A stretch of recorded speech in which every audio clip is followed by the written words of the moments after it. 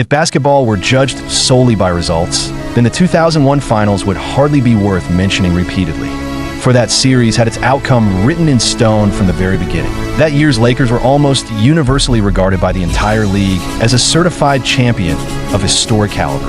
At their peak, both Shaquille O'Neal and Kobe Bryant were at their zenith. They finished the regular season with a 56-26 record, securing the second spot in the Western Conference and advancing to the playoffs. But what truly terrified the league was their playoff dominance, a staggering 11-0 record.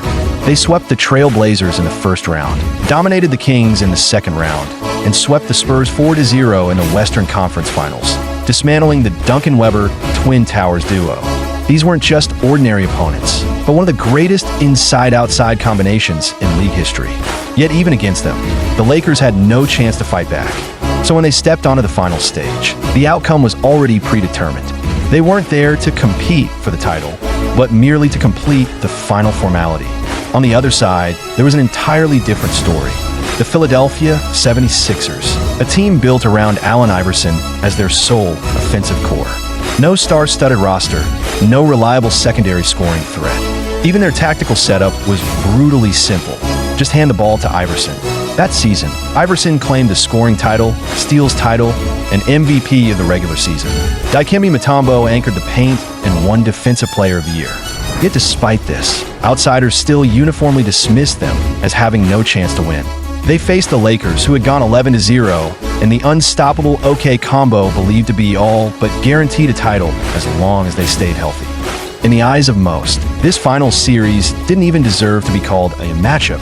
In pre-game interviews, Iverson offered no grandiose declarations. He simply uttered a phrase that would later be endlessly quoted. You know, us putting everything behind us and just trying to win a championship. Game 1 tipped off, and the 76ers truly put their lives on the line. From the opening possession, the intensity felt wrong. The physicality was maxed out. Every collision carried a sense of desperation, and Allen Iverson looked like he had shut off all restraint. Low-bys, hard stops, pull-up jumpers, relentless attacks at the rim. He wasn't just running the offense. He was unloading his will onto the floor. In the first quarter, Philadelphia pushed the Lakers back. For the first time, Staples Center realized this wasn't going to be a casual showcase. Before the crowd could fully react, Iverson was already stacking points, dragging the Sixers into the lead. In the second quarter, the Lakers adjusted. Shaquille O'Neal began to crush the paint, turning the lane into his territory. But Iverson answered. Shot after shot, possession after possession, he held the game together by force. At halftime, the 76ers led 56-50. Iverson had 30 points, but the score wasn't the story anymore. What mattered was this. For the first time that postseason, the Lakers were being forced to take things seriously. In the third quarter, Phil Jackson made his move. The game entered a true grind. Tyronn Lue shadowed Iverson everywhere. No chase down blocks, no gambling for steals, just making every step uncomfortable. At the same time, the Lakers handed the offense completely to Shaq. He attacked the paint like a starving animal, bite by bite. His sheer size began to shake even Dikembe Mutombo's footing. The score was tied. The game turned into a full body battle. At this moment, Iverson wasn't just facing the OK duo, he was facing the entire Lakers machine. In the fourth quarter, Kobe Bryant and Shaq took turns pushing the Lakers ahead. But Iverson refused to surrender. With clutch basket after clutch basket, he dragged the game back to even. The game went to overtime. Inside Staples Center, everyone held their breath. The real fight was just beginning. Overtime opened with a 5-0 Lakers run. Fans were already preparing to celebrate a Game 1 victory. Iverson didn't blink. 7 straight points, purely on individual brilliance. The game was pulled back into doubt. Final possession. Right wing. Iverson again matched up with Tyronn Lue. A series of rhythm changes. A probe. A crossover. A sudden stop. Step back jumper. It's good. Lue loses his balance and falls to the floor. Iverson doesn't avoid him. He doesn't celebrate. He simply steps over him. Staples Center erupts. An undersized guard delivering a message to a guaranteed champion. A declaration of defiance against destiny. Final buzzer. Iverson plays 52 minutes. 48 points. 5 rebounds. 6 assists. 76ers 107. Lakers 101. The only loss the Lakers would suffer in the entire 2001 postseason. Game 2 brought a response. The Lakers adjusted, fueled by anger from the previous night. They came out aggressively, knocking down shots and controlling the tempo.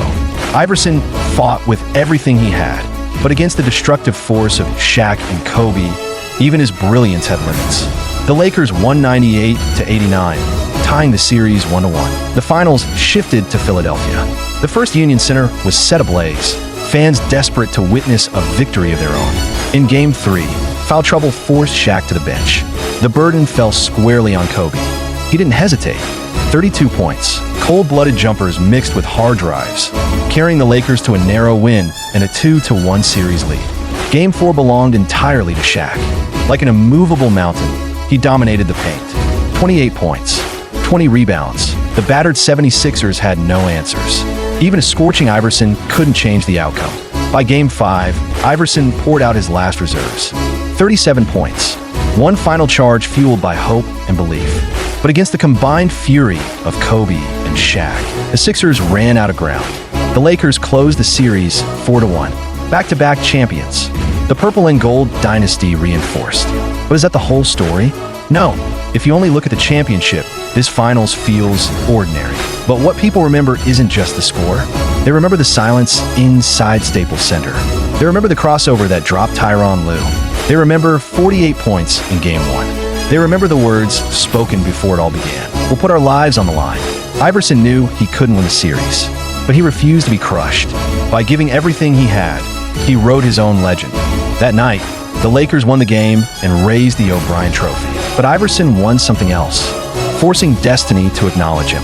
You can lose the result, but you never accept being brushed aside. That is why Game 1 of the 2001 NBA Finals is remembered the way it is.